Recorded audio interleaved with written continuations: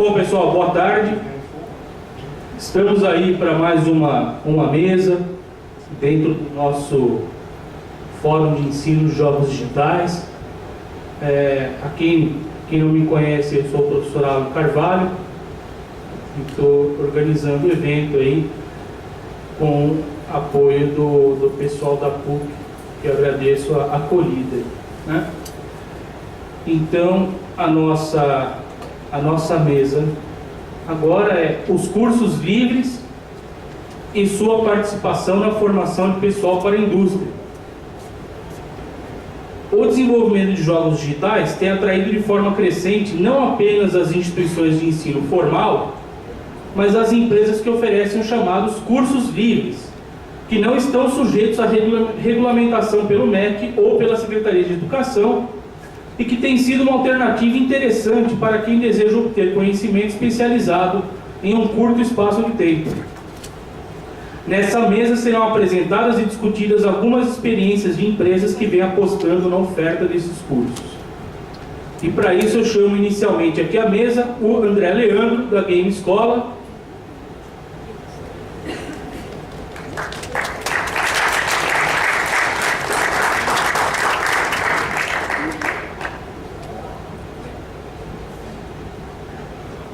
O Lucas Antunes Stanislau Ribeiro, da CIDS Arte e Educação.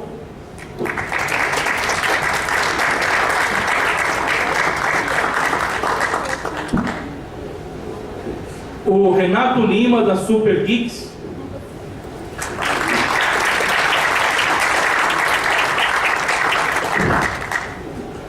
O Thiago Adamo, da Game Audio Academy.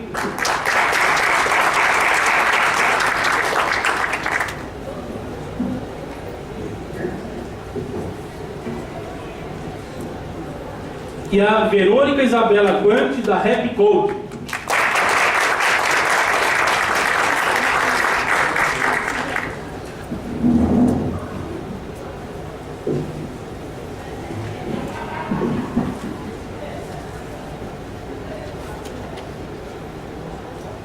Bom, eu queria agradecer o aceite do convite de vocês para compor aqui a mesa. E também explicar que esse tema também foi sugestão de um participante, né? Como eu disse, de manhã nós submetemos as ideias de temas aos coordenadores de curso de graduação nas instituições do Brasil todo, mais as pessoas que participaram no ano passado. Temos também alguns fóruns de discussão e tal, e esse foi um tema que surgiu bem interessante, que não havia sido discutido no ano passado, mas como dito aqui no resumo inicial, né, como tem sido uma alternativa interessante para a obtenção de conhecimento, então achamos que seria muito bom termos essa discussão e entender, e todo mundo poder ter uma ideia do que essas várias empresas vêm fazendo nesse sentido, né? Há muitas outras e tal, mas que bom que vocês aceitaram aí o desafio de trazer essas informações todas. E eu queria começar então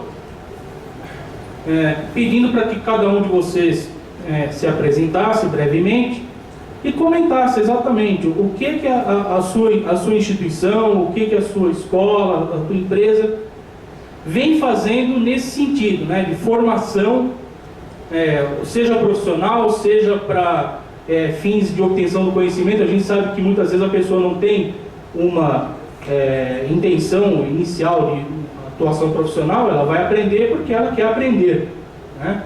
Ou às vezes ela nem sabe que tem essa possibilidade e vai aprender também. Então a ideia inicialmente é essa, que vocês se apresentem e coloquem exatamente o que a sua instituição vem fazendo nesse sentido, em termos de formação, como é que vem contribuindo aí, tá? Então, fica à vontade, vocês que decidam que vocês começam. Bom, meu nome é André, eu sou presidente da Game Escola. A Game Escola, ela é uma empresa que nasceu através de um curso online. E aí, quando nós percebemos que estava havendo muita procura, decidimos abrir uma sede física justamente para melhorar a confiança de quem já estava comprando o curso online, porque muitas pessoas elas ainda têm dúvida de uma empresa apenas online. E a sede inaugurou dia 2 de maio do ano passado.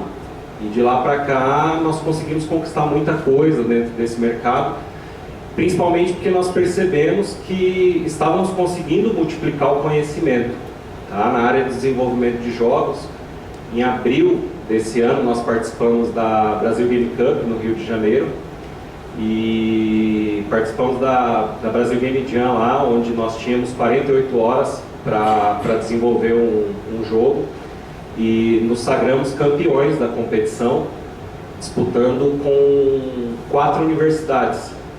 Então isso mostrou que o curso livre, sim, ele passa conhecimento, principalmente prático, e que tem condições, sim, de competir de igual para igual. Tá? Eu não lembro o nome de todas as universidades, mas a UFRJ estava participando, entre algumas outras, e o nosso jogo ele foi escolhido por unanimidade. Depois disso tivemos a ideia de abrir uma incubadora, onde nós damos oportunidades para que os alunos desenvolvam jogos supervisionados pelos professores.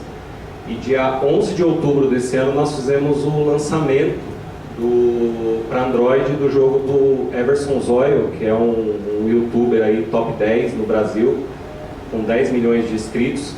E fizemos o lançamento do Zoio no jogo, que foi um jogo totalmente desenvolvido por alunos, com supervisão dos professores, que inclusive vai ser apresentado aqui no evento. E foi um trabalho bem complicado, porque aí já era uma equipe maior, os alunos têm a ansiedade de fazer o negócio acontecer, e nós precisamos controlar um pouquinho aquela questão de ansiedade. A fábrica de ideias, né, o brainstorming, ele é grandioso. Hoje também nós temos alguns alunos que estão publicando de forma independente e já estão conseguindo faturar alguma coisa.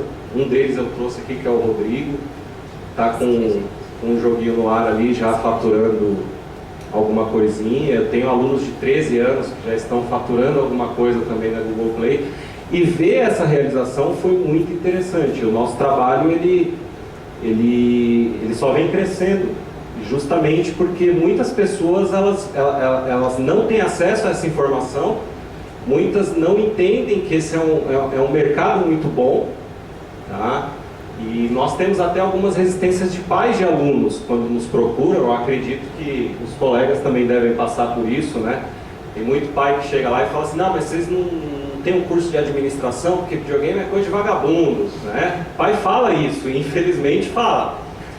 E aí, quando nós mostramos a capacidade profissional disso, principalmente para o pai, que é o primeiro obstáculo que nós encontramos aí, eles conseguem perceber e ver. E claro que para tudo o pai, o aluno, ele acredita quando ele vê os números, né? Então ter relatório dos alunos, ter as informações sobre os jogos publicados, isso é muito importante para que as pessoas tenham um pouco mais de seriedade com relação a esse trabalho. E depois disso, recentemente agora lançamos o curso de desenvolvimento em Unity, né? Que ele é ministrado por um profissional da área que trabalhava na Aquiles, o Gustavo Dort, foi um dos desenvolvedores do Horizon Chase. E por incrível que pareça, esse curso hoje eu só tenho alunos universitários que estão fazendo graduação na área de desenvolvimento de jogos e estão procurando uma experiência de um profissional que já viveu tudo isso na prática. Então, para nós, está sendo muito interessante. Assim como o curso de modelagem também está tendo uma procura legal lá conosco, entre outros cursos que nós oferecemos, mas o desenvolvimento de jogos e aplicativos hoje é o nosso carro-chefe. É o curso que gera mais resultado para o aluno. Nós também temos uma publisher na escola, porque infelizmente alguns pais ainda não apoiam os projetos dos filhos e acham um absurdo pagar $25 para ter uma conta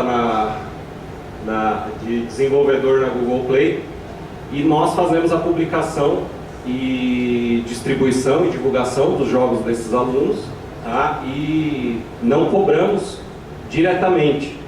Tá? Nós ficamos com 30% do que o jogo rende. Então acaba sendo uma troca bem interessante de experiência. Eu acho que é isso. Tem que deixar os colegas falar também um pouco. Beleza, legal. Primeiramente, boa tarde, todo mundo que está aí. Meu nome é Lucas, estou aqui representando uma startup, a CIDS Artes e Educação. A minha carreira começou, engraçado que a gente fala um pouco, começando a abrir aqui o nosso painel, falando um pouco sobre essa, de não necessariamente só ser importante, mas de ser atrativo, né, falar de curso livre, porque né, a gente está com vários profissionais aqui que estão envolvidos nesse mercado livre de educação, na área de ensino de jogos. E a minha experiência ela começou, na verdade, dentro da área tradicional. Né? A minha primeira experiência com curso livre, na produção, né, de um curso livre e implementação, foi junto com a PUC Minas, lá em Belo Horizonte.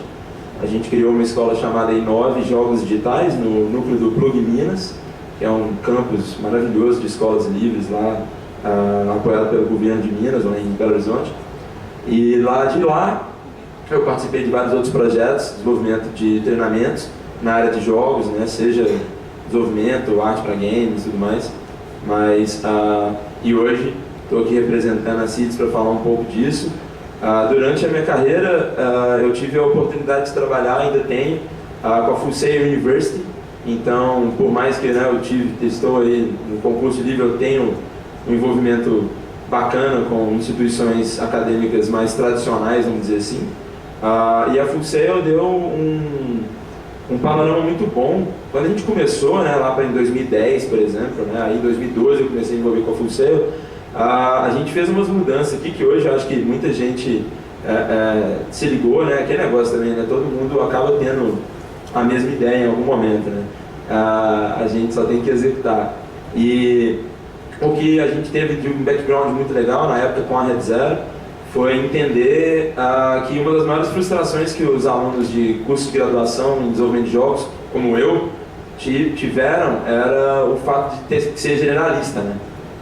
Eu na PUC Minas eu tive que estudar tudo, né? Então a gente estudava arte para game 3D, pixel art, programação em OpenGL, Java, C++, C Sharp, inteligência artificial e animação, enfim, bastante coisa que era muito legal. Para o meu background como game designer foi muito bom entender sobre tudo, mas naquele momento a gente entendeu que era um fator de frustração muito grande você ser um puta de um artista, mas ir muito mal nas aulas de física para jogos, por exemplo. E aí muitos universitários ficavam frustrados porque eram excelentes programadores, mas péssimos artistas, ou eram bons em tudo, mas aí, enfim, mas não conseguiam focar em algo que precisavam, né? Então a Full Sail já tinha se ligado nisso há um tempo, né? Eles têm uma coisa que eles chamam de Real World Education, né? Que é você ter uma educação realista, com foco na indústria mesmo, e no mundo real, não no mundo ideal, que a gente às vezes idealiza dentro das escolas, mas que não necessariamente existe.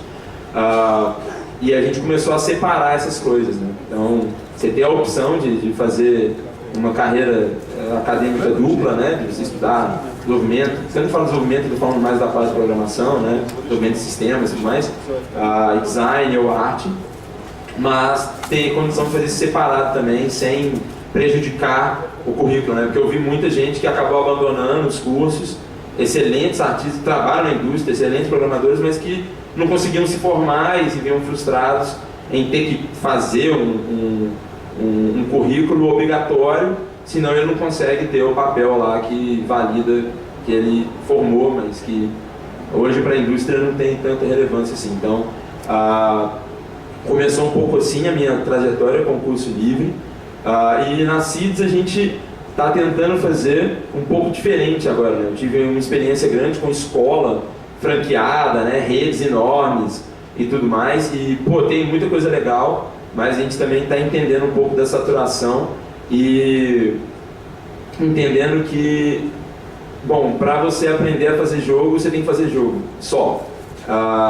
Todo o resto é satélite, né? Tipo, tudo que você vai estudar, vai aprender é importantíssimo, mas na verdade, se o objetivo não for fazer um jogo, né? Eu acho que as universidades hoje estão bem ligadas nisso, né? Então todos os alunos têm que fazer projetos muito cedo e isso é importantíssimo, né? Então a gente está tentando fazer novamente, né, com essa mesma pegada que a gente aprendeu, mas com o jogo no centro, não o conteúdo no centro. O conteúdo, ele está aí disponível, ele tem como você acessar, mas é quando você precisa de acessar, você não tem que ficar acessando coisa que você não vai usar agora o tempo inteiro. A gente acredita, né? A gente quer que você faça um jogo e com as suas limitações no desenvolvimento você vai buscando, né, esses perks aí que você vai conquistando. Então, bom, vamos passar aqui a bola, mas vai ser bem legal participar dessa mesa.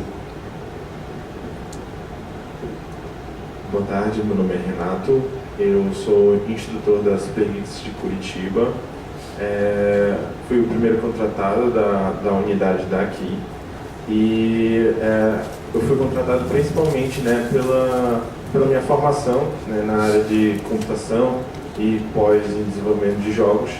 E o que mais assim me atraiu, né, em entrar, né, na empresa assim, foi a maneira como a abordagem que eles têm em relação a como passar o conteúdo para crianças e adolescentes, né, principalmente o que eu aprendi, por exemplo, na faculdade. Uma coisa que para mim, e eu acho que para a maioria que está aqui, né, deve ter sentido, quando deve ter entrado na faculdade, deve ter aprendido programação ali, pela faixa dos 18, né, 20 anos.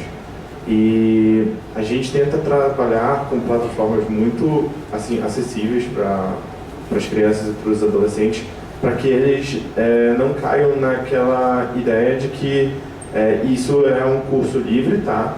Mas que seja igual a um curso de idiomas ou então a um curso que eles tenham visto convencionalmente. Então a gente sempre está fazendo reuniões entre instrutores de todas as unidades para a gente estar vindo a ver o que fica melhor, mas o que vai conquistar a motivação dessas crianças e desses adolescentes para que eles consigam desenvolver um projeto, né, seja jogo, ou seja um aplicativo de celular, ou então programar algum componente eletrônico.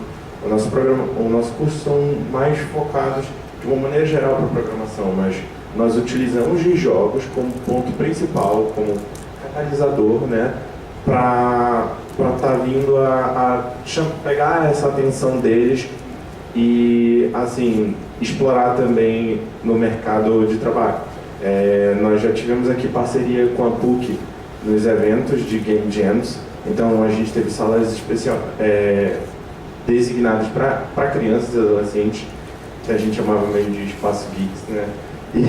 E aí as crianças participavam durante as 48 horas de desenvolvimento de jogos. A gente participou da Paralympic Game Jam e a gente conseguiu construir 3 jogos assim e fazer com que atletas paralímpicos conseguissem participar do jogo e dar opinião. Então foi uma experiência muito boa para as crianças, porque elas viram pessoas opinando sobre os jogos que elas desenvolveram, né, e isso incentivou mais. A gente vê claramente que esses alunos, né, pelo fato de terem participado e terem ganhado esse feedback, eles começaram a ter uma dedicação muito maior em relação a isso, porque eles viram que isso pode ser divertido, mas ao mesmo tempo pode ser o futuro deles. E assim, muito do que eu aprendi, né, com esses 2 anos que a gente está no mercado foi exatamente isso, de que a gente trabalhar como profissional da educação, né, e trabalhar na área de tecnologia é uma coisa que daqui para frente vai ser algo obrigatório. Na educação a gente está sempre vinculando alguma coisa de tecnologia para atrair a atenção, né, não por ser tecnológico, mas por ser novo, por ser diferente, né, por ser ousado, que é o que as crianças hoje em dia querem. Aquela coisa rápida, né, aquela coisa nova e que cative eles. Acho que é basicamente isso, né, a apresentação. Bom, boa tarde. Primeiro, agradeço ao Alan pelo convite. Meu nome é Thiago Adão, eu sou profissional da indústria de áudio para games no Brasil. Faço trilhas para games desde 2008, já fiz trilha para mais de 50 jogos, eu parei de contar nos 50. E especificamente os jogos que eu fiz que fizeram mais sucesso, né? foi o Waterbox, né, que foi um jogo que fez muito sucesso na Steam no passado, e esse ano está sendo portado para Xbox One. E o Rocket Fist, que é o primeiro jogo brasileiro a ser lançado no Nintendo Switch, né? Foi lançado agora em agosto desse ano para Nintendo Switch. E eu sou fundador da Game Audio Academy. Game Audio Academy não é apenas o conceito de uma escola online voltada para ensino de áudio para games, e sim uma plataforma de ensino e difusão do áudio para games no nosso idioma, na língua portuguesa. Nasceu de uma necessidade que eu vi quando eu comecei a estudar áudio para games muitos anos atrás. Eu vi que a gente não tinha possibilidade de ter um conteúdo claro, conciso e direcionado para as pessoas que tinham interesse em criar áudio para jogos, né? E mesmo a gente não tinha uma cultura aqui no Brasil de desenvolvedores dando importância para o áudio nos jogos, né? Lembrando que eu comecei há muitos anos atrás, há mais de 10 anos. Então, em 2014 eu fundei a Game Audio Academy com o intuito inicial de difundir a palavra através de livros, vídeos e eventos.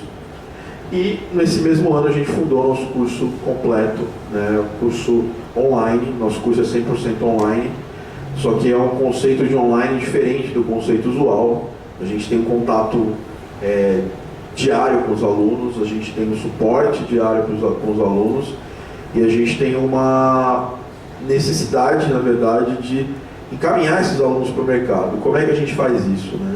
A gente faz concursos de desenvolvimento de trilhas sonoras com os próprios alunos, e o resultado desses concursos, os alunos que ganham, eles ganham projetos reais de trilhas sonoras para games. A gente começou esse projeto em 2015 com o Horizon Chase, né?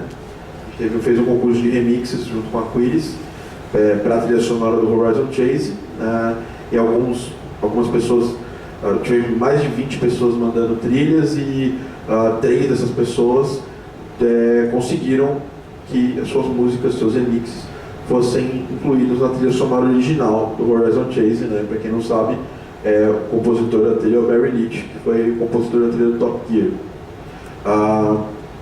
E depois a gente fez mais de 5 contests, dentre eles a gente fez esse ano com uma empresa canadense que vai lançar um jogo para Xbox One. O aluno que ganhou, ele ganhou para esse projeto, ele está ganhando dinheiro com esse projeto. A gente tem mais um jogo que saiu daqui de dentro da PUC, que participou desse contest, que foi o Ritmosphere, um jogo de ritmo. 10 alunos vão ter suas músicas dentro desse jogo. A gente está trabalhando com mais alguns concursos. Um deles vai dar uma vaga de estágio numa das maiores empresas de audio design voltada para games aqui no Brasil, que é a Seven Sounds. Eu tenho alunos trabalhando comigo em projetos, o Bruno trabalhando no Eternity, o Danilo está trabalhando num projeto que eu ainda não posso publicamente falar. Então, não é uma ideia assim, de um curso online que não é continuado. Ele tem continuidade, como eu posso falar, tem interação com o professor direto, e além disso tudo a gente fomenta a área com eventos, né? Game Audio Meeting esse ano, um evento que no meio do PIG a gente fez um evento com mais de 140 pessoas, onde a gente trouxe o compositor japonês Chora na Cama, a piada tá aberta, todo mundo ri, que participou da trilha sonora do Final Fantasy XV. Em 2012, antes de fundar a Game Audio Academy, eu trouxe o Austin Wintory para o Brasil, compositor da trilha sonora do Journey, para palestrar. E esse ano a gente está fazendo o primeiro evento de áudio para games vinculado ao USB Games, que é o Game Audio Summit, que vai acontecer amanhã aqui na PUC. Então, a gente, além de fazer todo esse trabalho online, de ensinar, né, a gente tem um compromisso muito grande com o mercado de, antes de vender alguma coisa, ensinar a importância. Eu não estou aqui para vender um curso só. Estou aqui para mostrar que áudio para games é uma coisa tão importante quanto os outros assets de um jogo. E eu estou muito feliz que a gente está conseguindo mudar bastante isso. A gente também faz vários trabalhos em Game Jams. A gente tem uma sala na FATEC São Caetano desde 2015, na Global Game Jam, que chama Trio of Audio São Paulo. O Game Audio Meeting, a gente mudou de nome para Game Audio Meetup. Fizemos em Brasília esse ano, lá na Windsor House. Primeiro encontro fora de São Paulo, no Meetup, vamos fazer em outras cidades. E a gente vai sempre está fazendo eventos para fomentar o áudio para games no Brasil. E é isso, a gente está aqui para somar com o pessoal que está mais voltado para programação e desenvolvimento, mas trazendo ali um asset diferente, né, que é o asset de áudio, que inclusive é tão penalizado nos sílabos dos cursos de desenvolvimento de games no Brasil, é relegado e muitas vezes misturado com vídeo e animação, que tipo, isso não acontece só no Brasil. Eu tenho contato com pessoas de fora e sempre o áudio é meio relegado no curso de game design ou no curso, numa faculdade. Então a gente está aqui para cobrir essa lacuna e democratizar o áudio para games para todo mundo que estiver interessado. Boa tarde, obrigada pelo convite, né? Agradeço o convite. Meu nome é Verônica, eu sou professora universitária também de programação, curso de engenharia da programação. Sou formada em engenheira elétrica, né? Eletricista. E a minha maior, né, formação na área de programação em si. E eu sou proprietária da Rapcode de Curitiba. A Rapcode, então, é uma franquia que tem escolas pelo Brasil inteiro. E nós buscamos, então, mostrar, né, ensinar as crianças através da programação de jogos, então ensinando a programação de jogos, ensinar para eles um pouco mais, né, para eles preparar eles para o mundo do futuro, então para essa era digital que está chegando. Então a gente não prepara o aluno para ser um programador de jogos, então nós preparamos crianças dos 5 aos 17 anos para estarem prontas para utilizar a tecnologia no seu trabalho, então na sua futura profissão, que provavelmente não existe ainda também. Então a gente está ensinando o que está, né, o que existe hoje, que vai ajudar você, ajudar aquela criança no futuro a trabalhar com uma coisa que ainda não existe. Então, né, um pouquinho abstrato, mas o principal é que as crianças hoje em dia, muitas crianças aprendem já, né, a usar o celular. Então o pai fala, nossa, meu filho muito inteligente, eu dou meu celular para ele, ele sabe até instalar o jogo, sabe jogar, sabe achar coisas que eu não sei. Tá, ele não é inteligente por causa disso, todas as crianças sabem fazer isso. Vamos então utilizar essa afinidade que as crianças têm, né, esse prazer que eles têm em jogar, em trabalhar, em mexer no celular, no computador, para criar coisas também. Então a gente vai utilizar a programação de jogos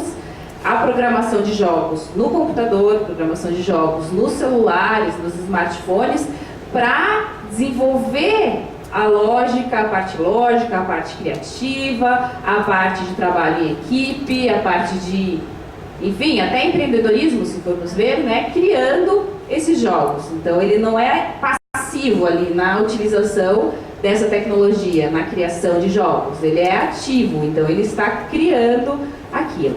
Então é isso que a Rapcode busca, através então de cursos para crianças já a partir de 5 anos, nessa fase da pré-alfabetização, 5 e 6 anos, nós ensinamos as crianças programação através de linguagens mais lúdicas, tipo linguagens em blocos, atividades com letras, números, cores, robôs, para que elas já vão formando, né, essa base do conceito de programação. E para as crianças daí a partir dos 7 anos, programação de jogos com diversas ferramentas, até os jovens, mais velhos, a gente utiliza alguns alunos, nós aqui em Curitiba abrimos a nossa escola fazem só 3 meses, mas temos alunos que estão muito interessados, de repente, em fazer uma faculdade de jogos, então se tornarem profissionais nesse ramo, mas que não tem certeza. Então a mãe falou assim, vamos fazer o seguinte, você vai fazer um curso então de programação de jogos,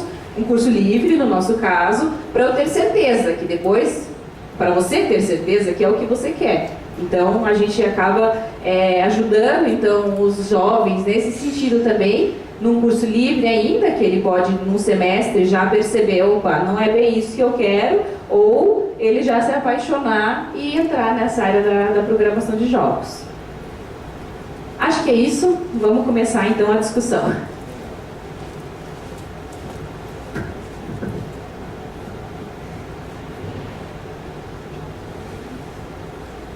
Eu peguei bastante coisas, bastante falas interessantes aqui, que vem da realidade de vocês, né? E da percepção que vocês têm hoje do mercado, e achei muito interessante a sua fala, Verônica, quando você diz que você não está formando, você não está ensinando alguém a fazer alguma coisa necessariamente para o hoje, né? Porque tem havido muitas mudanças no mundo de forma geral, e essa coisa de pensar em profissões que nem existem ainda, né? Ocupações que nem existem ainda, mas sim de instrumentalizar já o aluno em relação à tecnologia, né? A ser fluente em relação à tecnologia para se preparar para futuras ocupações aí, daqui a 10, 15, 20 anos vão aparecer. Como é que vocês veem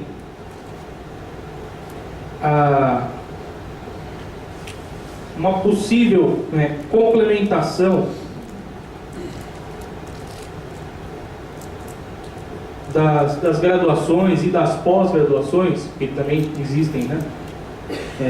Com os cursos de vocês? Quer dizer, vocês têm alunos, claro que no caso das crianças não se aplica, obviamente, né? Mas vocês têm alunos que são alunos também de graduações e assim por diante. Como é que funciona isso? Bom, eu tenho alunos que são professores, eu tenho alunos que são doutores, inclusive está aqui o Alan, doutor. Tenho alunos que estão apresentando o evento aqui, inclusive você. Então a gente tem alunos... você puxa a orelha. Tem aluno que está aqui participando comigo do evento, que é o caso do Lucas. Então a gente tem alunos... Brincadeiras à parte, né? Mas a gente tem alunos de todos os níveis, né?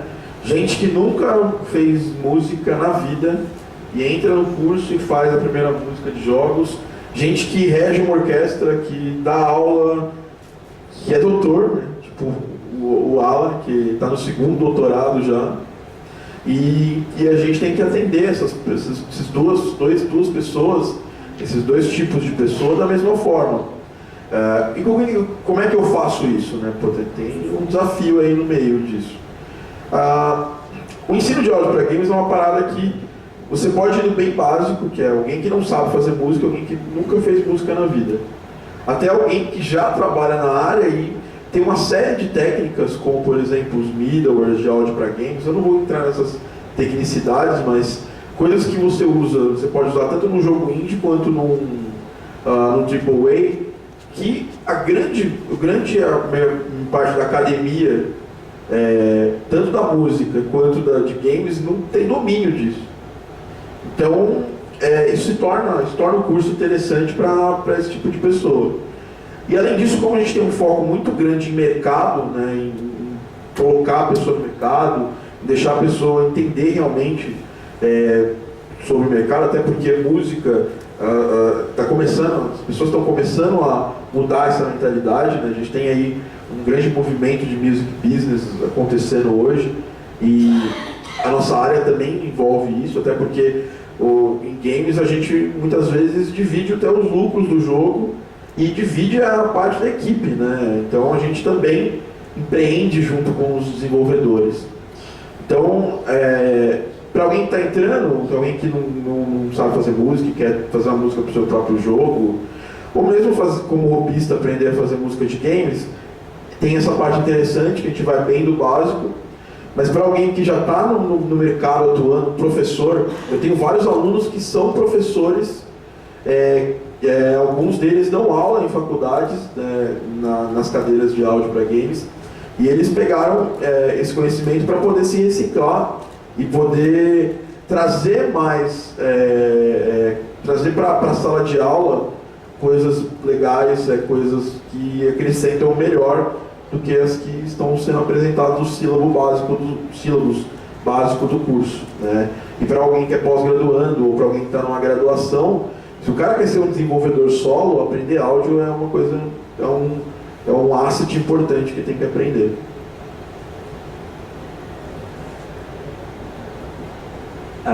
Boa pergunta. Eu acho que quando começa essa ideia de complementação, eu gosto de levantar já uma bola de que, primeiro, que quando você tem a necessidade de uma complementação, a gente começa a entender que existe um déficit, né? Existe um problema. Ou não, né? Para os cursos livres isso não foi um problema, isso foi uma oportunidade de surgimento, na verdade. Quando a gente fala de indústria criativa, e achei muito boa a fala da Verônica, e com o que a Super Geeks e a Recode representa, né? E, enfim, e escolas como essa que vão trabalhar com criatividade, a gente está falando de uma coisa que se renova muito rápido. A gente está falando, a sua fala também foi muito legal, de sempre estar trazendo novo. Os cursos livres, eles têm um potencial muito, muito, muito bom, porque eles não têm amarra nenhuma. A partir do momento que você não tem amarra, você pode ser, claro que isso é perigoso em alguns aspectos, né? Você pode, como acontece, né, vender uma coisa que não entrega, né? Tem enfim, N possibilidades. Já estive, na verdade, envolvido com empresas que fizeram isso, não é legal. Às vezes porque, enfim, tem um foco mais na venda, não um foco na entrega, e acaba que vende, aí tem um que entrega, mas o outro não entrega, enfim. Então você tem esses perigos, mas você também tem uma flexibilidade muito grande, não só de criatividade, como de inovação e renovação, né? Quando o Thiago fala sobre se dar uma repaginada, né? Dar uma reciclada, os cursos livres hoje têm uma capacidade muito grande de fazer isso, que poucas universidades têm, né? A gente tem universidades que têm totalmente a chancela aí do MEC para lançar o curso sem ter que, né, assim, o MEC tem que ir lá e falar, pode abrir, né? Você pode abrir o curso e o MEC depois vai lá. A PUC Minas, por exemplo, tem total autoridade para fazer isso, lá em Belo Horizonte, mas depois o MEC vai lá para avaliar e tudo mais. Enfim, tem algumas amarras aí que os cursos livres acabam não tendo. A única amarra que o curso livre tem é com o próprio cliente, né? Ele tem que entregar alguma coisa que o cliente dele vê valor. E quando a gente fala de curso livre, nesse caso, acho que no caso do Thiago, e o que a CIT está tentando fazer também, é um pouco diferente do que eu fiz por muito tempo. Muito do meu tempo que eu estava com Red Zero, por exemplo, meu cliente era muito mais o pai do aluno do que o aluno, né? O aluno queria fazer a aula, mas o pai que paga, então você tem que convencer ele, né? O que você falou ali, você tem que convencer, então isso, enfim, gera alguns problemas. Só que quando a gente pensa em complementação, a gente entende, peraí, então tem um déficit que está acontecendo ali e tem alguém ali para sanar. E eu vejo isso como uma coisa muito legal, na verdade. Eu acho que, tipo, a aula particular sempre aconteceu.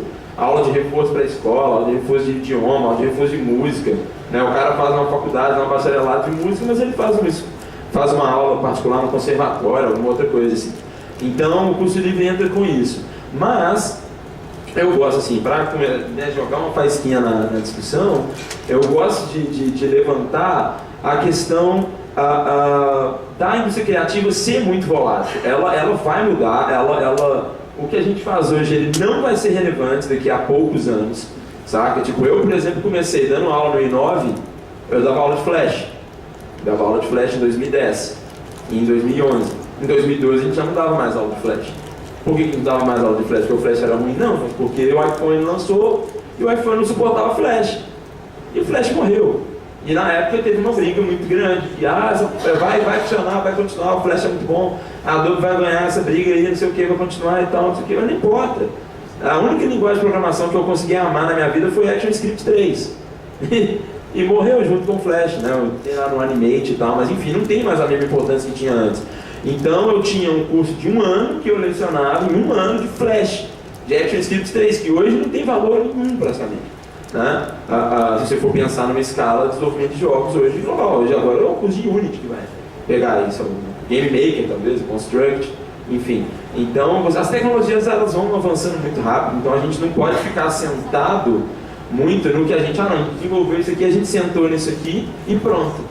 Né? O Thiago, eu sei porque eu conheço o Thiago, meu amigo, está desenvolvendo conteúdo todo dia, conteúdo novo para o curso de áudio para games, porque lançou uma atualização do Fmod lá, pronto, mudou.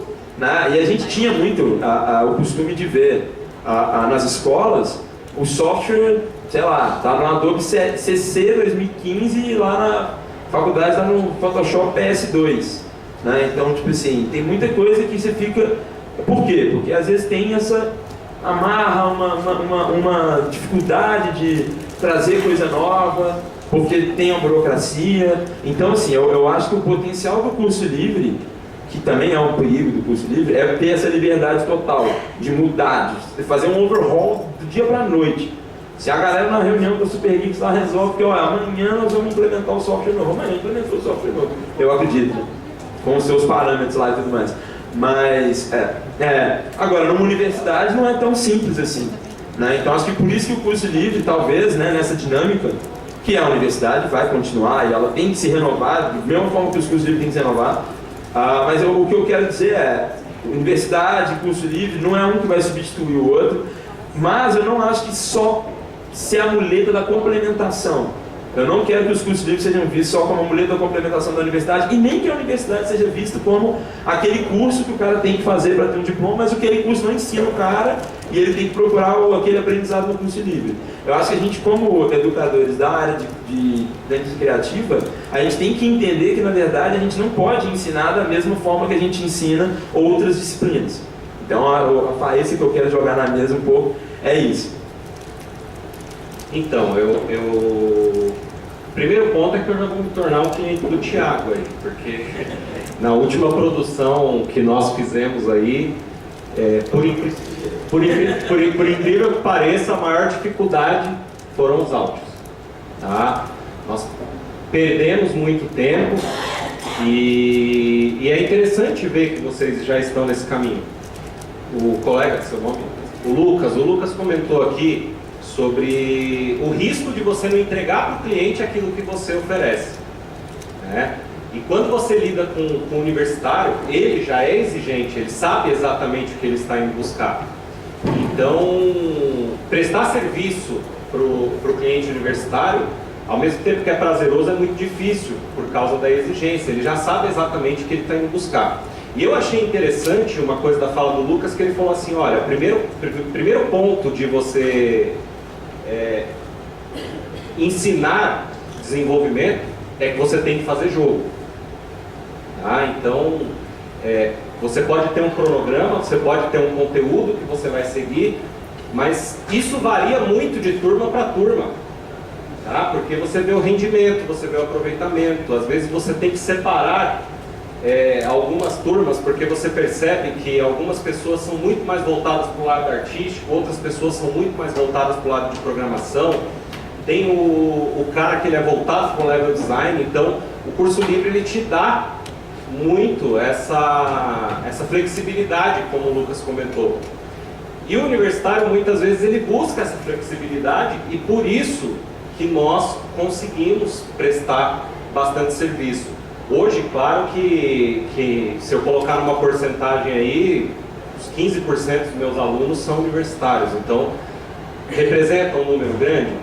Representa um número considerável, mas ainda não é a maior parte dos nossos clientes.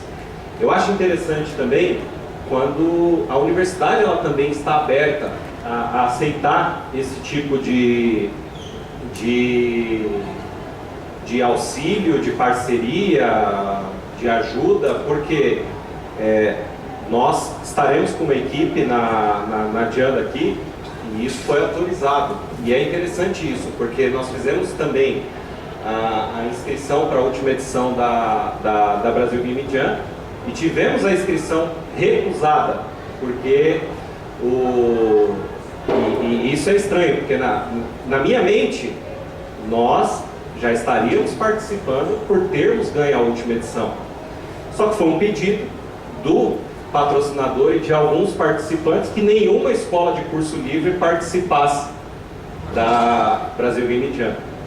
Não sei se pelo título ter saído para uma escola de curso livre anteriormente, mas nós precisamos entender assim, a capacidade criativa, ela acontece desde os 5 anos, como vocês estão trabalhando. Eu ainda não tenho condições de ministrar cursos para essas crianças, e é interessante quando aparece esse pessoal mais novo lá, né, a gente indica a escola, até porque essa questão de concorrência, ela é uma questão bem complicada, porque o que eu percebo aqui é que cada empresa ela trabalha num segmento e cada empresa tem um perfil de cliente diferente. Então é interessante demais abrir as portas para os parceiros, receber os parceiros e principalmente o universitário, ele receber aquilo que ele está procurando da escola. Esse é um grande desafio, porque se esse cara hoje ele compra um produto, ele contrata um serviço, ele quer que a necessidade dele seja atendida. E se essa necessidade não for atendida, esse cara vai no Reclame Aqui, ele vai no Procon, ele vai começar a fazer um monte de coisa, como a gente vê por aí na internet. E acontece muito, porque a liberdade que nós temos para trabalhar, como você colocou, ela é um risco gigantesco. Lá atrás eu tive a ideia, poxa, vamos lançar o curso de produção audiovisual. E aí, quando fomos estudar os custos que teríamos para colocar esse curso, eu falei, olha só, eu tenho que colocar um estúdio, eu tenho que colocar um chroma key, eu tenho que ter um espaço legal, eu tenho que ensinar iluminação. Não é só você colocar a pessoa para fazer um vídeo para ele colocar no YouTube, eu tenho que ensinar ele a desenhar um storyboard também. Só que nem todo mundo procura um curso tão longo. E é aí que entra também a questão de você ter um pouquinho de sensibilidade no mercado e principalmente apresentar para o seu aluno exatamente aquilo que ele procura e ter também a honestidade de falar, olha, infelizmente eu não posso te atender. Eu acho que isso é importantíssimo, porque nós tivemos na última edição da Brasil Game Show com um stand lá. E percebemos o seguinte, o mercado está muito difícil, eu não sei se vocês percebem isso. Muitas pessoas hoje não acreditam em escola de curso livre que ensina desenvolvimento de jogos.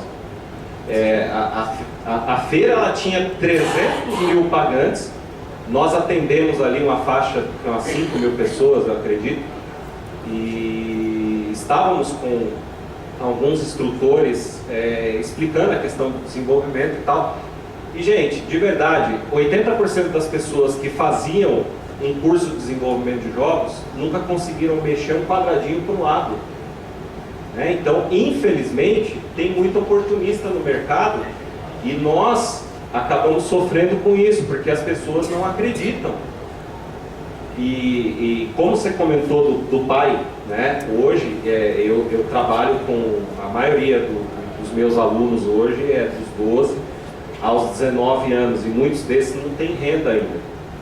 Então, infelizmente, passar essa informação para o pai, mas assim, eu fiquei assustado em São Paulo, nossa escola é aqui em Curitiba também, e eu fiquei assustado em São Paulo porque o que tem de gente prometendo, vendendo, o que não consegue entregar, está atrapalhando muito o nosso mercado. Então é interessante uma rodada dessa aqui, uma conversa dessa, justamente para a gente esclarecer. Tem empresas muito sérias, sim, assim como tem muitas empresas que não entregam aquilo que estão oferecendo. Tá? Eu tive a oportunidade de sentar com uma pessoa que estava fazendo um curso livre há 2 anos, tá? Em uma empresa grande, lá de São Paulo, e até agora, nesses 2 anos, a pessoa só viu a parte de arte, e ele contratou um curso de desenvolvimento de jogos, e ele está vendo só o quê? Só o pacote Adobe ali. Então é complicado porque assim, as pessoas vendem um curso de desenvolvimento de jogos, mas elas não ensinam o aluno a desenvolver jogos. E isso está atrapalhando muito o nosso trabalho. Várias pessoas hoje procuram a graduação, só que como o Lucas comentou e comentou muito bem, é difícil hoje você ser bom em tudo. Eu, quando fiz o nível superior, eu passei por essa dificuldade, eu me formei em marketing, mas vejam bem, você parar para ter aula de exatas no curso de marketing, para mim era uma tortura. Então muitas pessoas desistem justamente da universidade, assim como desistem do curso livre também, porque eu recebo alunos que acham que vão chegar lá e só jogar, todo dia, né? Porque eles... Oi? Exatamente. Eles chegam na escola, eles veem fliperamas, eles começam a brincar, e aí quando entra para a sala precisa ver o conteúdo, né? Precisa entender um pouquinho de seno, cosseno, e claro que vamos ensinar isso de uma forma divertida, mas ele também desanima com isso, porque muitas vezes ele também não sabe o que está procurando, e é importante na conversa inicial a pessoa realmente, né, ela ter... Eu acredito que assim, tanto a Super Geeks quanto a Red Code deve passar um pouco por isso, né? Tem muita criança que chega e acha que só vai brincar, né?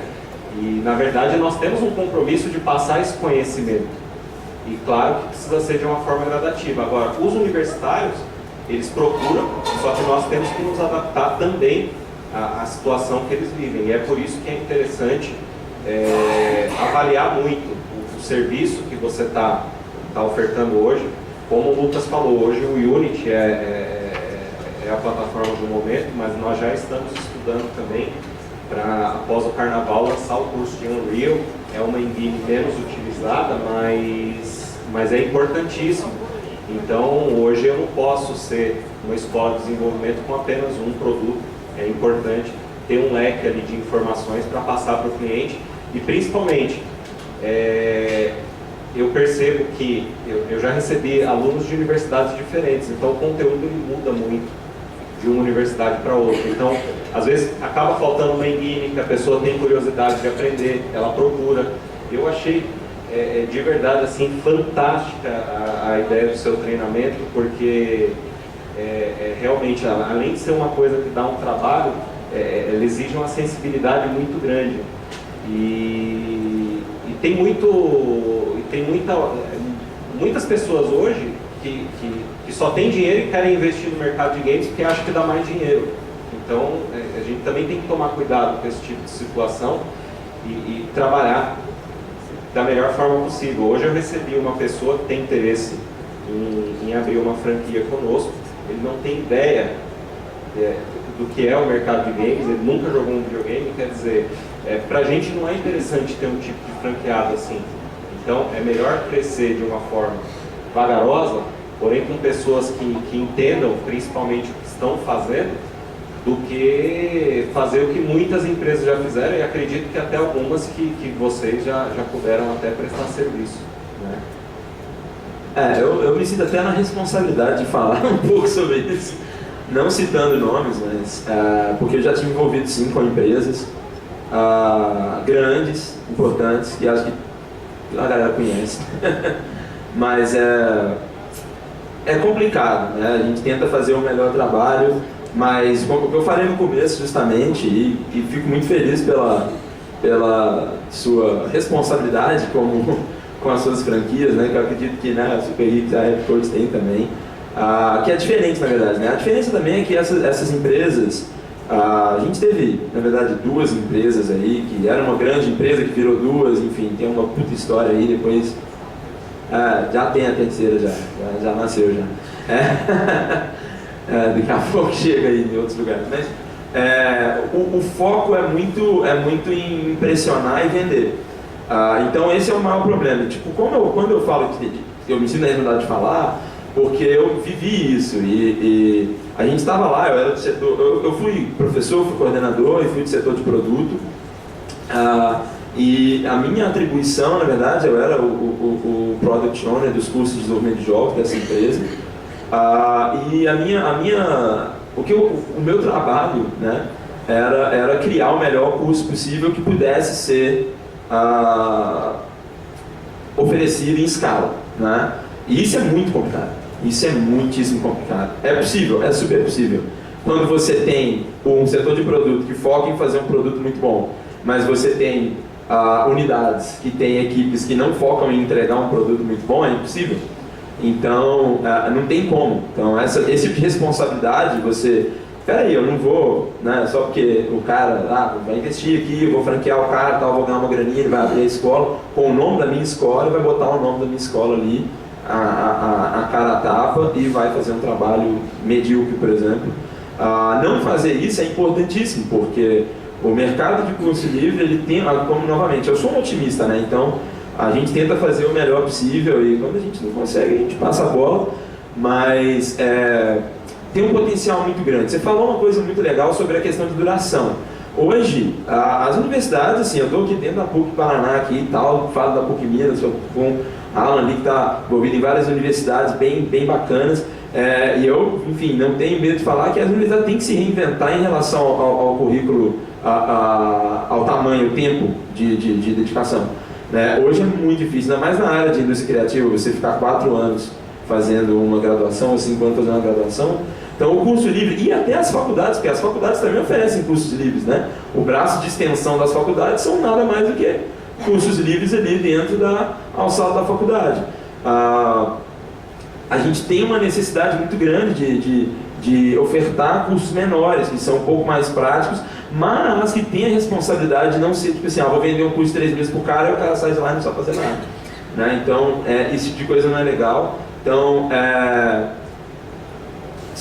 tenham discrição na hora de buscar por trabalhar com empresas de curso livre ou trabalhar com enfim, qualquer tipo. Na verdade, não é só curso livre, né, gente? Vamos ser sinceros, existem redes educacionais aí, tradicionais, faculdades aí que, né, sucatearam completamente o mercado de educação. Hoje você tem mestre ganhando R$22 a hora a aula aí, né? Então, em universidades aí de grupos enormes aqui no Brasil. Inclusive o maior grupo educacional do mundo e tal, pratica isso aqui do Brasil. Então a gente tem sim muita oportunidade na educação. Educação é uma coisa que sempre vai precisar existir. Curso, treinamento, a gente só tem que mudar um pouquinho, a gente tem que entender que a indústria criativa não dá. Essas empresas, por exemplo, elas precisam de uma venda agressiva, de vender muito, mesmo que não entregue, porque se elas não vendem, o funil não bate, porque eles têm um ralo escorrendo, porque a pessoa entra e em 3 meses ela está insatisfeita, ela vai cancelar, ela vai embora. Muitas empresas que fazem isso ganham dinheiro muito mais com o cancelamento do aluno do que com a matrícula e a mensalidade. Eu sei disso porque eu trabalhei em empresas que faziam isso, infelizmente. E não é legal. Então a gente tem que ter um pouco de responsabilidade e entender que o meu setor, né, não era esse. Eu trabalhava criando o melhor conteúdo possível, o melhor curso possível, treinamento possível, mas eu estive envolvido com pessoas que realmente na reunião não importava o que o meu curso fazia. Importava quantos alunos entrou e quantos saiu. Saca? Se saiu 100, tem que entrar 1000. Não importa, porque vai sair 1000 depois, aí ganha 1000. E isso é um problemão, isso é complicado. Então, tenham discrição, procurem os feedbacks, não só dos instrutores, né, mas da empresa e tal. Procure pessoas que estudaram lá e tal, em qualquer tipo de lugar. Educação não é brincadeira. A gente teve um boom muito grande nos governos passados em acesso à educação. E eu acho que esse acesso foi muito bom, mas a gente perdeu um pouco o fim da meada e começou a tratar a educação de uma forma um pouco mais efêmera, assim, e não é uma coisa muito séria que a gente tem que tomar cuidado. Então, só complementando 2 coisas, ele falou um ponto muito importante, que assim, não basta querer ter grana para investir na educação. Por exemplo, eu sou do menor nicho aqui de vocês. Eu atingo um público infinitamente menor do que um público de pessoas que querem desenvolver jogos. Porque o meu nicho pede um conhecimento mais específico e dentro da área de games, a gama de profissionais de áudio é muito menor. E eu já tive várias propostas para criar cursos presenciais, para criar cursos com um modelo que podia ser franqueado, mas isso ia ser o fim da minha empresa, sendo bem sincero. Porque a gente não tem essa escala. E não, como você falou, não basta, tem que ser gente da área, tem que ser gente do métier que investe nisso aqui. Porque se eu, que já sou um profissional, estou há muitos anos na área, não só trabalhando, na verdade trabalhando efetivamente na área e fomentando, é difícil atrair novos alunos Vide você pegar numa turma de desenvolvimento de games, ou mesmo na turma de vocês, quantas pessoas são interessadas em áudio. É a menor parte, não é a maior parte. Então, ele tem que ter responsabilidade. E o que faz, por exemplo, uma empresa seguir com os anos é que a minha meta final não é vender curso. Tá? A minha meta final é educar. E o curso é uma das ferramentas que eu uso para isso. E é legal ter isso em mente, porque eu converso às vezes com algumas pessoas que têm escolas na área de áudio no geral, e as pessoas querem assim, olho, não, vamos montar uma turma aqui, vamos treinar alguém que nunca mexeu com áudio para games para dar aula. E se um dia eu fizer isso, tem meu compromisso que eu fechei minha empresa, porque não é esse o grande objetivo da minha plataforma. E isso pode ser uma coisa que realmente faça com que eu fature menos do que se eu abrisse geral e começasse a treinar gente que nunca trabalhou na área para replicar o conhecimento. Mas isso torna o meu negócio uma coisa mais única, mais pronta para lidar com o mercado. Aí você fala, pô, mas aí não tem escala seu negócio. Eu sou o autor do primeiro livro em português de áudio para games. E ele está livre para você baixar na internet de graça. Então eu atinjo muita gente, mas assim, eu ao mesmo tempo que eu tenho que ter uma responsabilidade. A gente que educa, no geral, porque assim, a escola, a academia tem uma coisa legal, que é, por exemplo, o cara para dar aula ele precisa ter mestrado, para dar aula em pós ele precisa ter sei lá, mestrado para cima. Então você já tem um crivo para isso. E no curso livre, você dá a oportunidade de gente que não é formado dar aula. E isso não é de todo ruim, mas por um outro lado, quando alguém tem experiência na área, alguém que tem feito na área, é bom.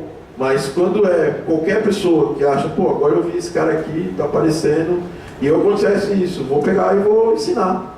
E ensinar, e a gente está aqui com vários professores, ensinar não é uma coisa simples. Não basta você trabalhar na área para você ensinar. Você tem que ter didática. Antes de fundar a Game Audio Academy, eu passei 1 ano trabalhando com a Oi num projeto de educação para ensino fundamental. Ensinava áudio para games para essas pessoas. Isso foi uma baita escola para mim, porque você aprende a educar pessoas que não falam sua língua, né, técnica ou língua musical. Então a gente que faz curso livre, a gente tem essa obrigação de, primeiro, equilibrar a liberdade, né, que a gente tem, e segundo, de trabalhar com a didática, porque vocês aqui, eu estou com uma franqueada e com um instrutor. O treinamento para ser instrutor não pode ser uma coisa que você dá para qualquer um.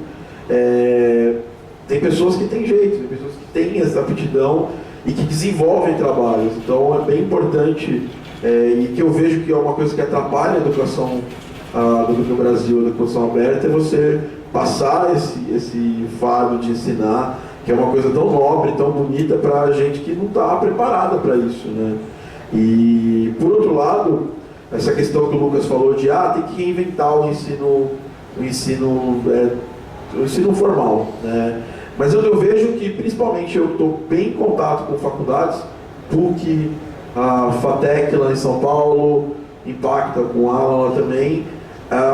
Eles fazem sempre eventos chamando pessoas de mercado, eles têm interesse. A academia, ela está aberta hoje. Ela já não teve uma época que ela não estava aberta para a gente, mas hoje ela está muito aberta para receber a indústria e usar o que a gente tem de bom para ensinar, para melhorar. Até porque eu acho que eu, apesar de ter um curso livre, eu não sou contra o ensino formal. Eu acho que o ensino formal ele vai evoluir. Então hoje tem os EADs, onde a pessoa faz o curso online a maior parte do tempo, depois vai para a faculdade. E uma coisa que atrapalha no curso livre é toda essa questão de sociabilidade, de networking de mercado. Que eu, por exemplo, que alguns mecanismos para gerar isso ainda no meu curso, mesmo sendo online, mas num curso online, 100% online, onde você não tem interação, é zero. Você não tem networking. Você não tem o crescimento que se tem vivendo aqui na PUC com gente de todos os níveis de entendimento da indústria e ter um professor super experiente para você conversar todos os dias, né, 5 vezes por semana. Então tem esse lado. No nosso caso, né, com as crianças, onde a gente quer né, desenvolver as competências digitais nessas crianças, a gente tem, por um lado, também o nosso cliente, que são os pais das crianças, como eles já falaram, que a gente tem que mostrar muitas vezes esse valor, né, do nosso ensino para os pais. Então o filho viu lá na internet sobre a Rapcode, pai, me leva lá. Então marca uma aula demonstrativa, chega lá e o pai acha que o filho está indo lá para jogar, que já foi dito. Então temos todo esse trabalho.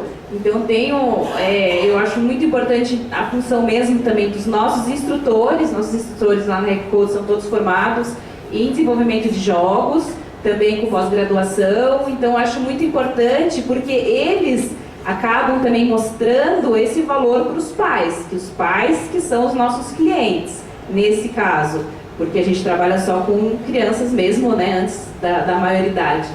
E muitos desses pais não são da área técnica, alguns são programadores, acham legal, já vão com uma ideia formada, então esses até são um pouco mais fáceis de lidar. Mas os que não têm nem ideia daquilo que a gente ensina, esses às vezes tem dois lados, né? Um lado um pouco mais difícil de entenderem o que a gente vai ensinar, que vai ensinar o aluno a ser ativo ali no desenvolvimento de um aplicativo, de um jogo, não passivo, e tem aqueles pais que você conta a proposta e eles falam, eu quero fazer aula com meu filho. Aí, tá, mas não pode, os nossos materiais são desenvolvidos especificamente para as faixas etárias. Então, faixa etária tal até tal é um programa, né, uma ferramenta diferente que a gente vai usar para os maiores. Então, a gente divide em 3 faixas etárias usando ferramentas diferentes.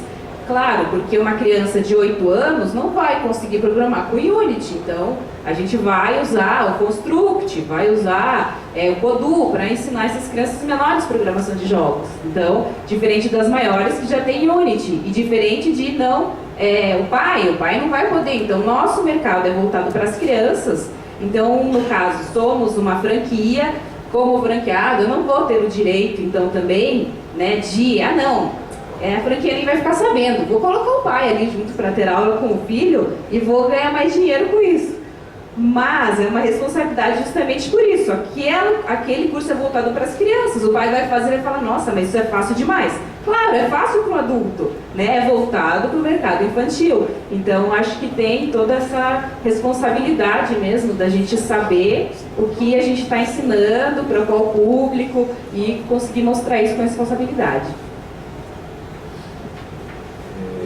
Dando um complemento ao que a Verônica disse em relação aos cursos para crianças e pais, né?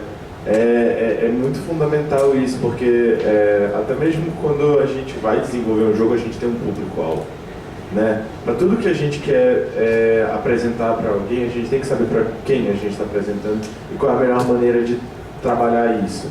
Então, assim, aproveitando que também o Lucas falou aqui sobre nós temos que estar sempre se renovando na questão da educação, as instituições ainda, né, elas têm essa coisa de ter processos burocráticos, é claro. Então, uma vantagem do curso livre você estar, por exemplo, alguma atualização aconteceu, como no caso do Flash, né? Aconteceu de, por exemplo, eu elaborar um curso de Flash e era um curso semestral, vamos dizer assim, e lá no meio do curso o Flash foi desbancado. Como é que fica essa situação? Se tinham certificados, se tinham eventos para serem feitos. Tudo isso daí, né, num curso livre é muito mais fácil de ser, vamos dizer assim, contornados, resolvidos, enquanto que para um curso como o que está sendo proposto aqui, né, é muito mais até possível de ser visto de que maneiras a gente pode trabalhar aquele conhecimento que a gente tinha de Flash em uma outra plataforma. Por exemplo, nós tínhamos eu posso citar o caso do Tinker, que é uma ferramenta que nós utilizamos, ele ainda está funcional, ele é funcional, mas ele é muito similar, por exemplo, a uma outra ferramenta que é o Scratch.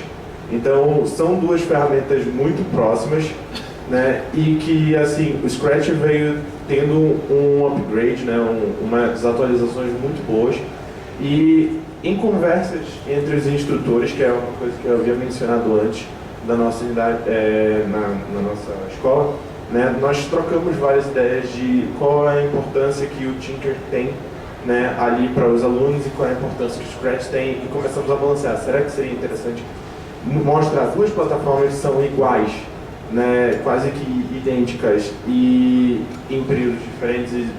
A gente via, né, que os alunos eles ficavam confusos exatamente por causa da similaridade, né, e ao invés disso a gente trabalha concentrado agora, por exemplo, no nosso curso regular, nós temos um foco ali, por exemplo, no Construct, né, já que nós programamos em Kodu, que tem uma linha de programação bem parecida com o Construct, que é evento e ação, e mais para fase 1 nós ficamos com só a programação em blocos, que é a programação de eventos, fluxos. E complementando, né, finalizando aqui a parte que falava sobre como é que nós podemos estar vinculados com o ambiente acadêmico, né, a nossa escola não tem, né, claro, alunos de graduação, mas nós temos instrutores que estão, né, em processo de aprendizado para se tornarem cada vez mais profissionais bem qualificados.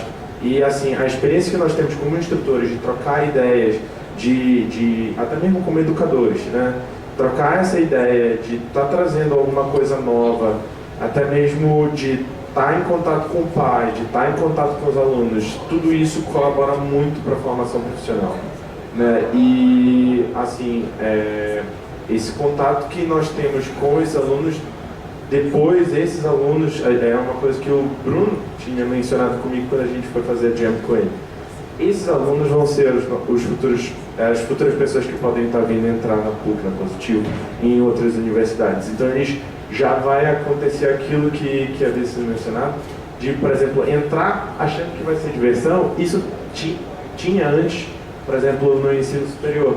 Eles entravam em cursos de jogos, né, para desenvolvimento de jogos, achando que ia ser brincadeira. E hoje em dia já temos alunos aqui, acredito da Red Code e da Super Geeks também, que vão entrar já querendo fazer, já sabendo o que vão fazer, e já sabendo a seriedade que é isso, é claro, se divertindo, mas fazendo alguma coisa bem profissional. Eu acredito muito nisso que ele comentou, porque assim, nós estamos conseguindo preparar crianças para o futuro, e muitas pessoas que entrarem buscando uma graduação, uma pós-graduação aí voltada para jogos, elas já vão com a mente diferente, sabendo exatamente aquilo que elas vão encontrar, porque existe essa preparação do mercado também. E só complementando aqui essa questão da nossa responsabilidade como empresa, a Game Escola de Curitiba ela é a sede. Então, quando você... Porque assim, gente, o que está aparecendo de gente hoje com dinheiro no bolso querendo investir no mercado de games é muito grande. Então hoje eu tive que ouvir o seguinte argumento: André, a gente não consegue juntar todos esses módulos aqui e entregar, verdade, entregar um produto aqui de 2 anos e meio, 3 anos para o cliente, porque veja bem, se eu coloco 1000 matrículas aqui, daqui 3 anos eu vou formar 14 alunos, mas o que rendeu de multa para a gente compensa. Então, olha só, a visão de muitas pessoas nesse mercado de cursos livres ainda é aquela visão de eu preciso... Mas muitos que estão entrando nesse mercado, eu trabalhei 13 anos em escola de informática. Né? Eu trabalhei 13 anos E eu jogo videogame desde que sou moleque e tinha, né, a experiência da escola profissionalizante com a paixão dos games. Então a ideia foi juntar tudo isso.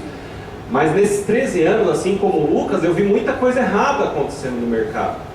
Tá?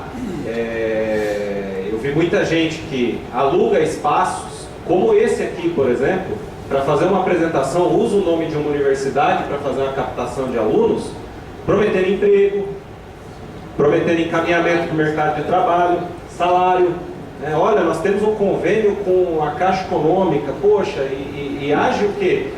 É verdade, e age, às vezes, na falta de conhecimento de uma pessoa que ela precisa prestar um concurso. Oi?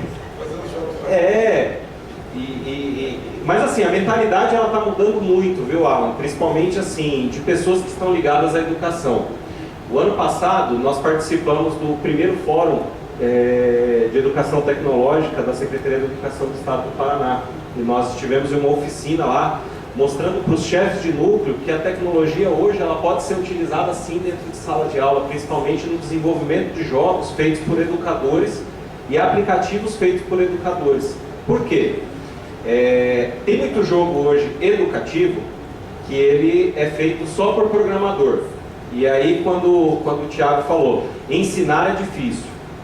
Agora, o professor que ele está dentro da sala de aula, ele sabe qual é a realidade do aluno, ele já tem a didática, ele já estudou, ele tem uma formação, ele tem uma licenciatura para aquilo. Se esse cara hoje, ele aprende a desenvolver jogo, aprende a desenvolver aplicativo e transforma aquele conhecimento que ele tem acadêmico com o conhecimento que ele buscou em um curso livre, em um aplicativo divertido para o aluno aprender dentro da sala de aula, isso pode ser algo muito proveitoso e ser um legado gigantesco aí que eles vão deixar. Então é interessante também entender que todo mundo hoje no mercado precisa pensar um pouco fora da casinha mesmo. Viajar mesmo e tentar fazer coisas novas e claro que com responsabilidade, porque senão vai cair naquele ponto de que você realmente está entregando alguma coisa que não é exatamente o que o cliente acreditou que estava buscando. Só sem querer cortar o seu palavra, porque senão o pessoal não consegue perguntar também, entendeu? Eu queria abrir para a plateia fazer perguntas e pedir, na eventualidade dessas perguntas, que a mesa seja o mais objetivo possível, porque nós estamos nos aproximando aqui do final já, senão ninguém consegue perguntar nada. Então, se alguém tem uma pergunta, fica à vontade, não tem microfone para te passar, desculpe. O que vocês têm visto hoje em dia, quais seriam as maiores dificuldades dos alunos chegarem para vocês, em termos de conhecimentos, assim? O que vocês sentem que precisa ser mais bem trabalhado, em termos assim de base? Entendi, mas você diz em base de desenvolvimento de jogos ou base de educação tradicional? Né? Não, jogos. Então, vai depender. Como no curso livre a gente falou um pouquinho sobre envolvimento com pessoas que já estudaram para ir numa faculdade.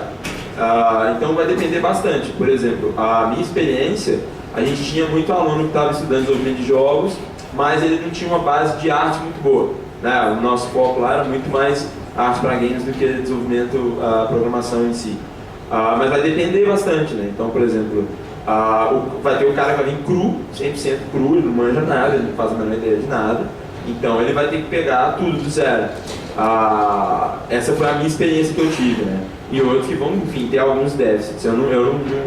Acho que vai depender de cada escola, né? Cada um vai ter um filtro diferente, mas o que eu gosto de ponderar é que independente de qual que é a falta da base dele, o que falta mais, na verdade, ao meu ver, é o entendimento da multidisciplinaridade da área de games. Primeiro, de você, sim, como indie developer, às vezes você vai ser um cara polivalente. Né? O Adam, por exemplo, trabalha com um cara fantástico que é extremamente polivalente, o Daniel.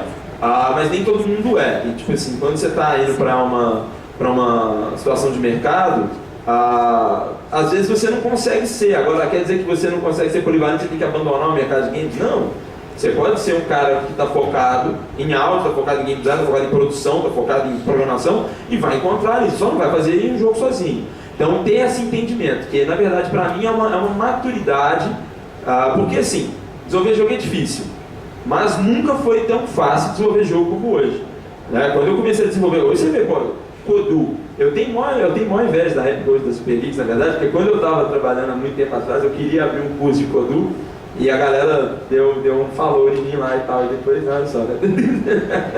A galera se virou. Então, ó, Codu, Silk, Scratch, Thinker, bastante coisa, Unity, Construct, 2, 3, 4, Game Maker. Então, nunca foi tão fácil fazer um jogo, por mais que continue sendo difícil. Mas nunca foi tão difícil vender um jogo, saca? Então, e não adianta, saca? Tipo assim, quem começou lá no comecinho mesmo, lá quando a App Store estava vazia, quando a Steam não entrava qualquer coisa, tinha muito mais dificuldade para desenvolver o jogo, mas na hora de vender era um pouco mais tranquilo. Hoje é o contrário. Então acho que falta um pouco mais, uma base que falta para mim mais é a maturidade de entender que é uma indústria, é profissional o negócio, não é só... Você não vai fazer o jogo, o seu jogo não vai vender instantaneamente, você vai ficar milionário, saca? Tipo, é consistência, saca? É bastante coisa. Então para mim falta maturidade, não só de mercado, mas de entender como que esse mercado funciona. Tipo, o cara investe numa formação, numa faculdade de games, por exemplo, que é bastante caro, não é tão caro quanto vários outros, mas é caro, e ele não sabe como que ele vai retornar esse dinheiro de volta. Ele não sabe como é que ele vai ganhar. Tipo, onde que ele vai conseguir trabalhar? Quais empresas que vão empregar ele? Ele vai trabalhar sozinho? Ele vai ser empreendedor? Para mim, esse acho que é o que mais falha. Só como curiosidade, né, porque a gente trabalha com crianças, então pra gente é muito comum as crianças chegarem lá, elas não sabem usar o mouse. Então, hoje em dia, as crianças sabem usar o dedo, né? Então, você vê, às vezes, crianças pequenas que vem o pai lendo jornal de papel e querem chegar no jornal e virar a página com o dedo. E tem crianças que, muitas vezes, não sabem usar o mouse. Então, no começo, é bastante difícil o professor, né? Porque a gente utiliza PCs para ensinar programação. Então, é difícil. Primeiro, as crianças têm que aprender a usar o mouse e com criança, claro, um pouco mais difícil porque tem que ter a paciência ali, que às vezes a criança, não, mas se for para usar o mouse, eu não quero, então. Né? Então a gente tem que mostrar que se você vai trabalhar ali, vai desenvolver uma coisa, vai estar mexendo, né, com o lado criativo, o lado tecnológico, você tem que usar todas as ferramentas que são dadas ali, e no caso de você estar usando, né, aquela plataforma no PC, você vai ter que usar o mouse. Então é muito interessante, as crianças têm dificuldade de conseguir usar o mouse, né, conseguir usar. Aí de repente você chegou numa aula, o menino que está sentado perto da parede está com o mouse aqui, né, na parede, porque ele foi indo com o mouse, vai indo com o mouse e nem percebe que está com o mouse ali na vertical, mas está aprendendo a usar o mouse.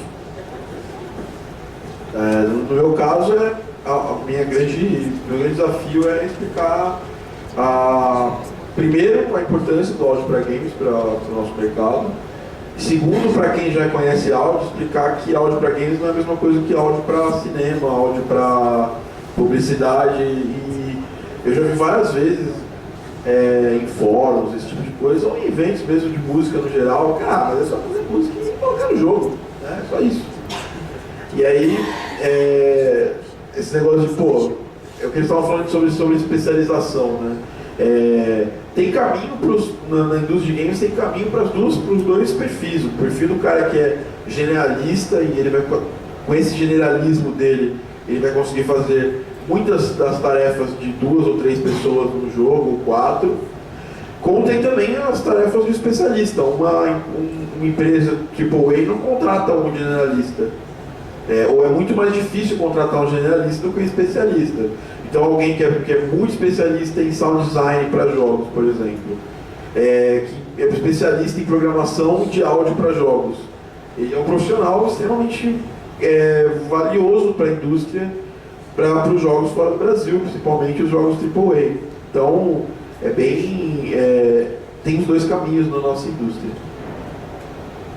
Bom, só também, tipo, a questão de produzir, né, o áudio, mas também tem o do próprio artista, né, para fazer uma animação de longa-metragem, né, também tem suas diferenças, então, tipo, também completar o que ele estava falando.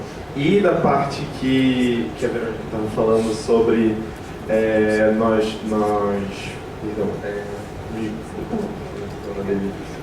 e então você estava falando das crianças, isso, do mouse, que tipo, lá também nós temos essa mesma experiência e assim, talvez daqui a algum tempo não se tenha mais mouse, não tenha mais teclado, mas é o que temos hoje, é o que temos hoje para desenvolvimento, né? Já chegamos a ver alguns projetos aí futuros, né, de desenvolvimento em realidade virtual, no próprio ambiente de realidade virtual, né, desenvolvimento via as mesas, né, digitais, né, mas isso não é a realidade aqui no Brasil, isso não vai ser por um bom tempo, então ainda tem que ser por esse meio. E completando no que se refere ao que nós sentimos de mais dificuldade lá na escola, assim, o que eu poderia ressaltar também é ter essa visão, né, de ir atrás do conhecimento. A gente está ali, é claro, para oferecer o conhecimento, a gente está ali para fazer o curso acontecer, né, mas a gente sabe que em algum tempo, algum momento, o curso vai acabar. E a nossa maior empolgação, assim, é de saber que quando eles terminam o curso, eles vão estar aprendendo, vão estar sabendo aquilo que nós passamos para eles, mas também a gente vai ter despertado neles algum interesse, assim, em continuar a busca, entendeu? De tentar aprender cada vez mais. Eu vi um vídeo uma vez de uma criança de 13 anos que estava numa TED, né? Acho que todo mundo aqui já viu um vídeo de TED. E essa criança de 13 anos, ela aplicava um negócio muito interessante, que é o hack schooling, que é você ter interesse por alguma coisa e você vai atrás daquilo, você vai procurar na internet. Nossa, nós temos um recurso muito valioso hoje em dia, que é a internet. Eu aprendi um bocado de coisa quando eu estava fazendo graduação em ciência da computação. Meus professores não sabiam dar aula de desenvolvimento de jogos e o meu trabalho de conclusão foi um jogo educativo. Então eu fui atrás de saber como é que se funcionava o Unity, como é que integrava linguagem de C++. Então é uma coisa que me despertou, eu acho que muito cedo, mas muitas pessoas hoje em dia cada vez mais não têm isso. Acho que foi uma educação que meus pais me deram e que, assim, eu acho que veio se perdendo, porque eu vejo as crianças hoje em dia e eu não vejo essa coisa vamos dizer, fagulha, né, de ir atrás das coisas com essa ferramenta que é a internet. Acho que era isso que eu via como mais dificuldade. Eu olhava para os meus alunos e dizia assim: olha, vocês vão para casa, vocês têm essas atividades para fazer, né, e eu quero que vocês venham com perguntas para mim. E às vezes a criança voltava sem atividade feita, sem perguntas, porque não iam atrás, entendeu? Mas a gente acaba, né, perguntando isso e estimulando. Então, por exemplo, meus alunos que passaram por aqueles eventos que a gente fez, né, aqui na PUC, começaram a estimular os outros, e a gente vê que é meio que, como é que eu posso dizer, contaminante, né? Quando uma criança vai atrás das coisas e traz para a aula e eu começo a estimular mais aquela criança, as outras começam a ver que aquele está se saindo melhor do que os outros, aquelas outras crianças vão começar a ir atrás e vão começar a perguntar e vão começar a ter dúvidas. Eu acho que é isso. Essas dificuldades, elas variam de curso para curso. Não sei se vocês percebem isso também, né? Por exemplo, curso de Unity. Nós recebemos muitos alunos que não fazem nem ideia do que é uma regra de 3. Eles já estão no ensino médio. Então, isso é complicado, porque em vários momentos nós precisamos dar aula de educação de base também, para que o aluno ele tenha algum rendimento.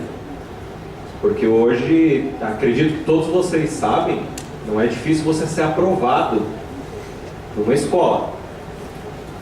Dá para ser aprovado sem aprender? Dá ou não dá? Dá, né? Então tem muitos que terminam o ensino médio e não sabem fazer uma redação. Então imagine a parte... Não é verdade? Não adianta também a gente fingir que tudo é lindo, maravilhoso. Então assim, nessa parte de programação a gente sofre bastante aí com o conhecimento de base que eles precisavam já trazer. Que pela idade, pela escolaridade, eles já precisavam ter. Então, em alguns momentos, nós temos que parar para discutir esse tipo de coisa com os alunos. Com relação aos mais novos, e que você não tem tanto foco na parte de programação, eu acredito que a Rapcode e a Super Geeks passam por isso também. A criança hoje é imediatista. Então, ela quer ver muita coisa na hora. Tá? E eles não têm, em muitos casos, paciência de aguardar o momento das coisas acontecerem, porque é verdade. E eu recebo muito aluno que chega lá e ele acha que vai criar o GTA 6 sozinho, e colocar isso na cabeça do aluno, que não é desse jeito, que existe uma equipe grande, que cada um é especialista em determinada área. Enxergar a capacidade criativa de cada um também não é uma tarefa fácil, também é uma dificuldade, porque, por exemplo, esse último jogo que nós lançamos é todo em pixel art, e para fazer o movimento do personagem correndo foram 24 desenhos diferentes, né? E não é todo mundo que desenha, é todo mundo que tem paciência, então enxergar isso também é uma dificuldade, pelo menos na nossa vivência prática ali a gente percebe isso. Respondemos? Bom, pessoal, infelizmente nós estamos sem tempo para mais perguntas, tá? Vocês puderam ver que teve muita riqueza de informações aqui, a riqueza do debate foi muito grande, tanto que realmente nem houve como haver uma participação maior aí, né? Infelizmente.